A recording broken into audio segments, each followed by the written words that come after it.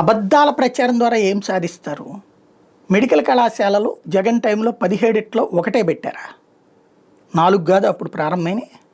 4 ప్రారంభమై క్లాసులు కూడా బిగినాయి కదా. అట్లాగే ఇంకొకటి 50 మందికి ఓకే అయింది. ఈ ప్రభుత్వం వచ్చే క్లాసులు బిగినాయి.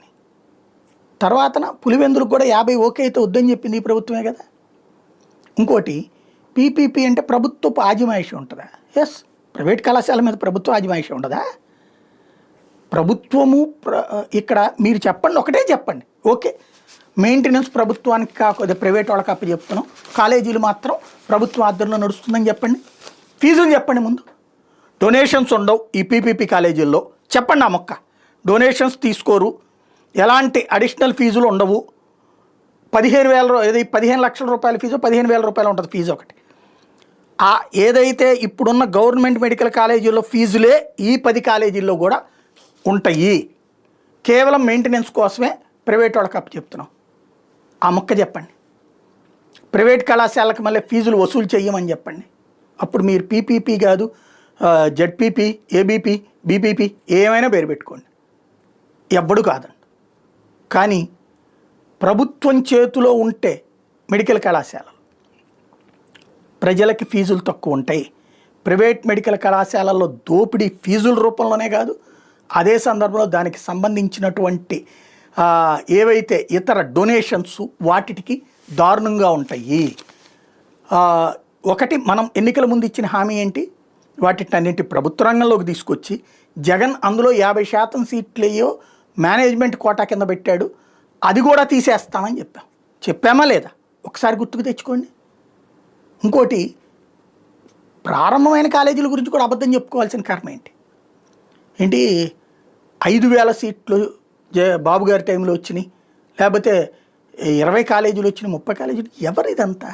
ఏంది ఇది? పదే అబద్ధాన్ని చెప్తే నిజం. నేను ఆ తర్వాత నా కామెంట్లు చూస్తే అర్థమైంది, చాలామందికి తెలియవు కాబట్టి వాళ్ళు ఏంటి కోపంతో మాట్లాడుతున్నాడు.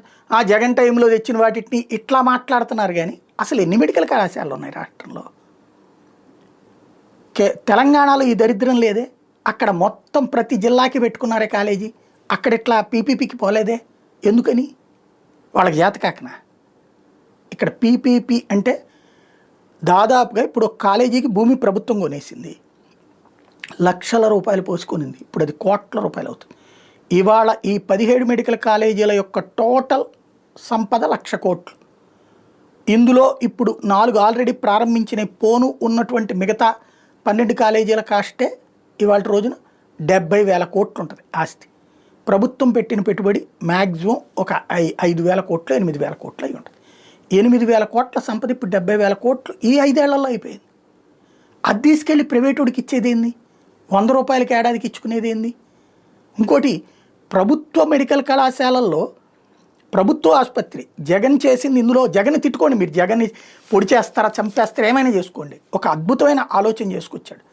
మెడికల్ కళాశాలలు ప్రతి చోట తీసుకొచ్చి ఆరోగ్యశ్రీ బడ్డను తగ్గించుకొని మనం తీసుకెళ్ళి మళ్ళీ ఇప్పుడు ఇన్సూరెన్స్ అని చెప్పి మళ్ళీ ఏదో ఇన్సూరెన్స్ కంపెనీలకు డబ్బులు పోస్తాం.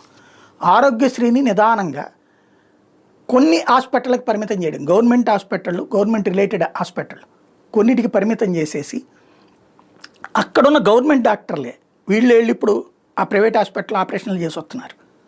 వాళ్ళు 1,000 రూపాయలు 2,000 3,000 5,000 ఇస్తారు చేతికి. అదేదో ప్రభుత్వం ఇస్తుంది. తద్వారా ప్రభుత్వ ఆసుపత్రుల దగ్గరే డబ్బు రొటేషన్ అవుతుంది, డాక్టర్లు బాగుపడతారు, అలాగే ఆసుపత్రులు బాగుపడతాయి. ఈ వచ్చేటటువంటి డబ్బులతో ఆరోగ్యశ్రీ డబ్బులు ప్రభుత్వ ఆసుపత్రికి ఇస్తే ఆ మెయింటెనెన్స్తో ప్రభుత్వ ఆసుపత్రి అద్భుతంగా నడుపుకోవచ్చు. అందరికీ అద్భుతమైన సదుపాయాలు కల్పించు. ఇప్పుడు డయాగ్నోసిస్ సెంటర్లు అద్భుతంగా చేయొచ్చు. ఇప్పుడు డయాగ్నోసిస్కి దోల తీరిపోతుంది ప్రతి ఒక్కళ్ళకి. చేతనైతే వీలైతే ఇంకొక పని చేయండి. ఈ మెడికల్ కళాశాలలు మన దగ్గర అట్టి పెట్టుకోవడంతో పాటు నేను చెప్పినట్టు ఆరోగ్యశ్రీ వీటికి అనుసంధానం చేసుకురండి. దాంతోపాటు డయాగ్నోసిస్ ఉచితంగా పెట్టండి. ప్రతి నియోజకవర్గానికి 2 డయాగ్నోసిస్ సెంటర్లు ఉచితంగా పెట్టండి. లేదు 30% డబ్బులకి పెట్టండి. ఇప్పుడు సిటీ స్కాన్ 1,000 రూపాయలు అవుతుంది. ప్రభుత్వ సిటీ స్కాన్ సెంటర్లో అయితే కనుక 30 రూపాయలు, 300 పెట్టండి. అట్లాగే ఎంఆర్ఐ స్కాన్ 10,000 అవుతుంది, ఇక్కడ 3,000కి పెట్టండి. మీ పేరు జీవితకాలం గుర్తుపెట్టుకుంటారు, మీ పేరు గుర్తుపెట్టుకుంటారు, మిమ్మల్ని గుర్తుపెట్టుకుంటారు. మంచి చెయ్యండి సమాజానికి, అబద్ధాలతో బ్రతికేయద్దు.